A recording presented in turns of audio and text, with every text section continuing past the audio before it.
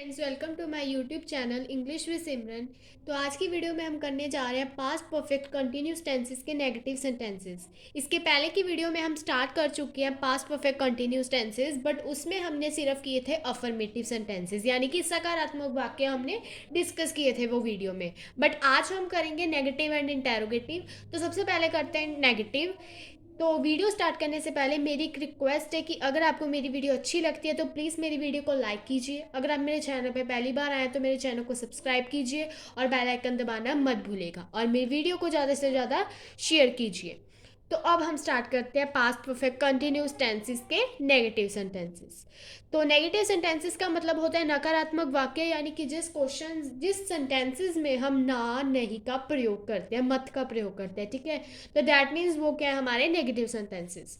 तो इस क्या सबसे पहले हम समझते हैं रूल। तो रूल समझने की अभी आपको कोई इतनी मतलब वो नहीं है, क्योंकि हम इसके अफर्मेटिव सेंटेंसेस की वाली वीडियो कर चुके हैं। तो वो आप ज़रूर एक बार चेकआउट कर लीजिए, क्योंकि उसमें आपको बिल्कुल क्लियर हो जाएगा कि इसमें क्या करना है, ठीक है।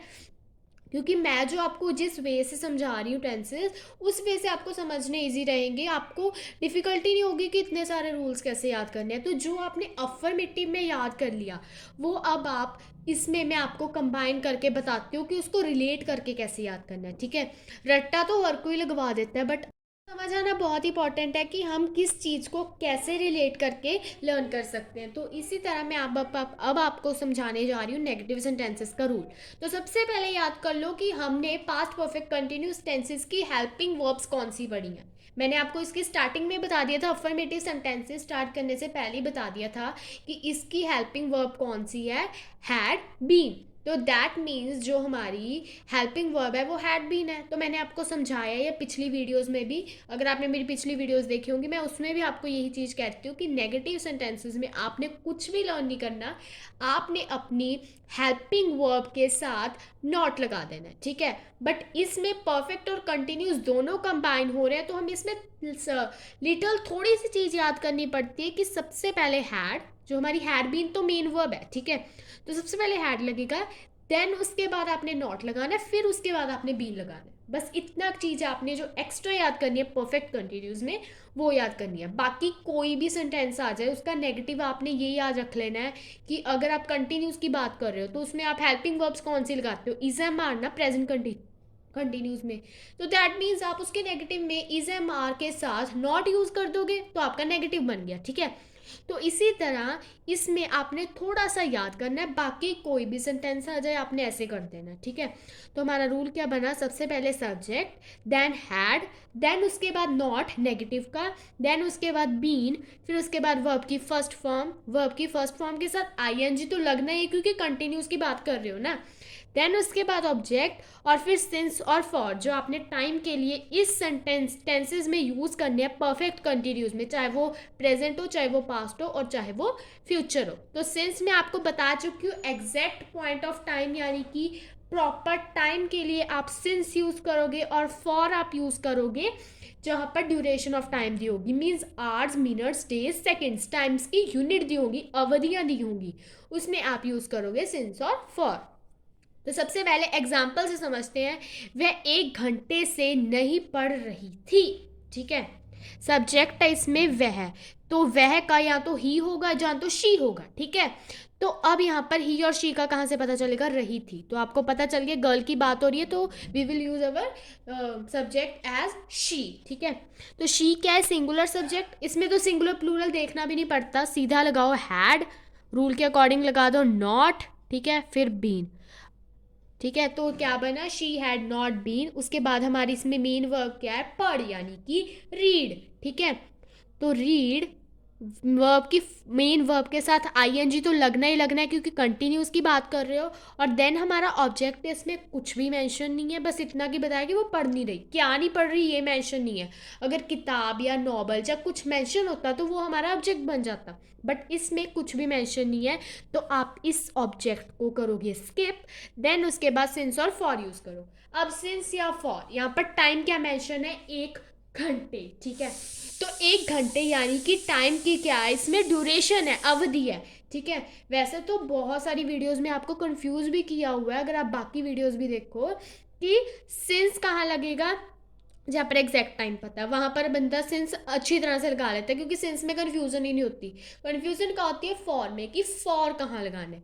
अब ये आप इतना याद कर लो कि टाइम की जो यूनिट्स होती हैं आवर्स, मिनट, सेकंड और डेज, ठीक है, यहाँ पर फॉर लगाना है, बाकी सभी जगह सिंस लगा दो, दैट्स इट। ये एक तरह का मैं जो आपको कह रही हूँ कि एक इजी वे में आपको बता रही हूँ, जो आप मिनटों में अच्छी तरह से कर सकते हो लर्न, ठीक है, कि सिंस का और फॉर का सारी कन्फ्यूज़न ख़त्म।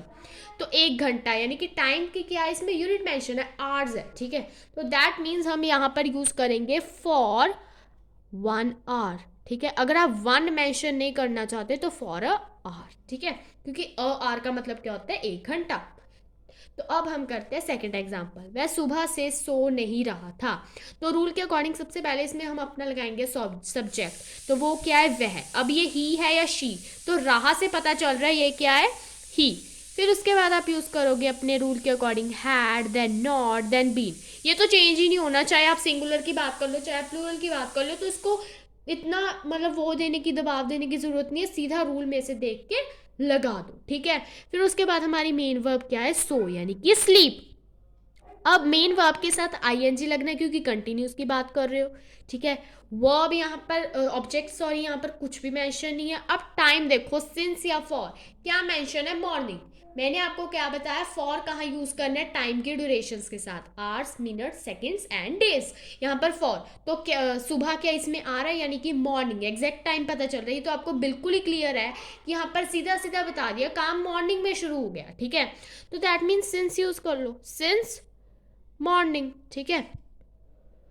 तो इसकी हमने ट्रांसलेशन की, he had not been sleeping since morning, ठीक है। तो इसके रूल में हमने समझा subject plus had plus not plus been plus main verb plus ING plus object plus since और फॉर प्लस टाइम, और इसी तरह हमने की इसकी दोनों ट्रांसलेशंस। अब हम करते हैं इंटेरोगेटिव सेंटेंसेस।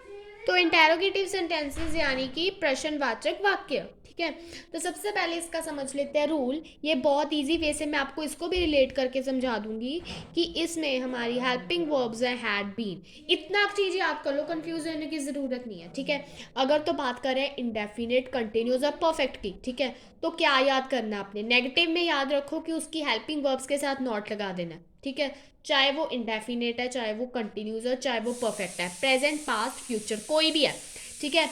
और फिर उसके बाद इंटेरोगेटिव में क्या याद रखना है कि जो हेल्पिंग वर्ब है वो आगे लगा दो। बट इसमें थोड़ा सा डिफरेंस इसलिए आ जाता है क्योंकि इसमें हम दो टेंसेस को कंबाइन करते हैं, यानी कि परफेक्ट और कंटिन्यूस दोनों को कंबाइन करते हैं, तो थोड़ा सा डिफरेंस आ जाता है।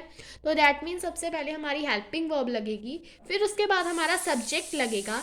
हेल्पिंग वर्ब हमारी यहाँ पर पूरी नहीं लगेगी, हमारी पूरी हेल्पिंग वर्ब हैड बीन है, बट हैड लगा दो, फिर सब्जेक्ट लगाओ और फिर बीन लगाओ, ठीक है। प्लस वर्ब की फर्स्ट फॉर्म लगेगी, देन उसके साथ आईएनजी लगेगा क्योंकि कंटिन्यूस की बात कर रहे हो, फिर उसके बाद ऑब्जेक्ट लगाओगे, देन सिंस और फॉर में आपको बता चुकी हूँ, सिंस एग्जैक्ट टाइम के लिए and for duration of times के लिए, ठीक है। देन उसके बाद जो टाइम मेंशन होगा, यानी कि अगर 1 आवर मेंशन है, मॉर्निंग, इवनिंग, कुछ भी मेंशन है, तो वो टाइम मेंशन कर दो, देन उसके बाद क्वेश्चन मार्क लगा दो, क्योंकि इंटेरोगेटिव सेंटेंसेस है, क्वेश्चन मार्क तो भूल ही नहीं सकते। सबसे पहले एग्जांपल करते हैं, क्या वह 1 घंटे से पढ़ रही थी। तो सबसे पहले इसमें हमारी हेल्पिंग वर्ब रूल के अकॉर्डिंग क्या है, हैड।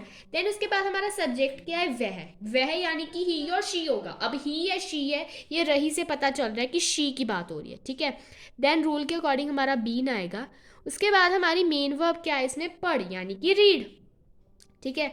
मेन वर्ब के साथ क्या लगना है, आईएनजी, क्योंकि कंटिन्यूस की बात कर रही हो। ऑब्जेक्ट इसमें कुछ भी मेंशन नहीं है कि क्या पढ़ रही है, अगर स्पेशली मेंशन होता बुक पढ़ रही है, नॉवल पढ़ रही है, स्टोरी बुक पढ़ रही है, कॉमिक पढ़ रही है, तो हम ऑब्जेक्ट उसी को लेते हैं, ठीक है। बट यहाँ पर हमें कुछ भी मेंशन नहीं है कि वो क्या पढ़ रही है, बस इतना पता है कि वो नहीं 1 घंटे से पढ़ रही थी, वो क्वेश्चन पूछ रहा है यानी कि, ठीक है।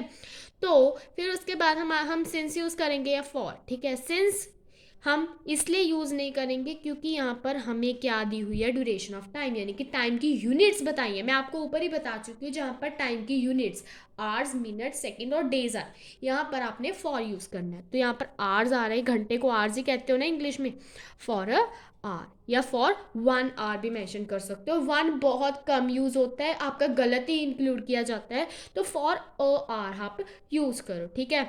क्योंकि कुछ वर्ड्स होते हैं जिससे हमारी इंग्लिश है वो अच्छी दिखती है, यानी कि हम ऐसा कुछ वर्ड्स यूज़ करें जिससे हमारी इंग्लिश है वो और भी अप्रोप्रिएट दिखे।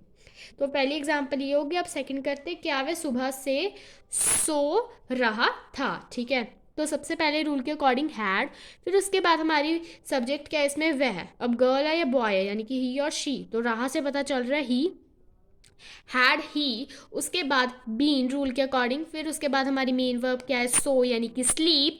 ठीक है, मेन वर्ब के साथ क्या आ जाएगा, आईएनजी। अब सिंस या फॉर, क्या मेंशन है, सुबह यानी कि मॉर्निंग, तो क्या यूज करोगे, सिंस। अब ये ड्यूरेशन ऑफ टाइम नहीं है, मॉर्निंग हम टाइम की यूनिट्स तो नहीं मानते, नो, तो दैट मीन्स सिंस यूज होगा। ठीक है, क्वेश्चन मार्क लगाना भूल गई, ऊपर में क्वेश्चन मार्क जरूर लगाना है।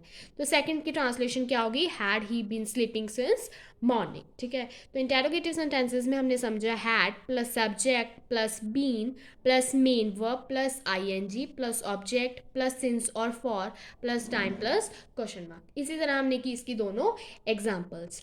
तो आई होप आप सबको आज की वीडियो बिल्कुल समझ आई होगी। आज की वीडियो में बस इतना ही। इसकी अगली वीडियो में हम करेंगे फ्यूचर परफेक्ट कंटिन्यूस टेंसेस, तो वो वीडियो भी ज़रूर देखेगा और मेरी प्रीवियस वीडियो भी ज़रूर देखेगा, क्योंकि उससे आपके कंसेप्ट बिल्कुल क्लियर हो जाएंगे। ठीक है, तो अगर आपको मेरी वीडियो अच्छी लगी तो प्लीज़ मेरी वीडियो को लाइक कीजिए। अगर आप मेरे चैनल पर पहली बार आए तो मेरे चैनल को सब्सक्राइब कीजिए और बेल आइकन दबाना मत भूलिएगा, और मेरी वीडियो को ज़्यादा से ज़्यादा शेयर कीजिए। तब तक के लिए बाय बाय।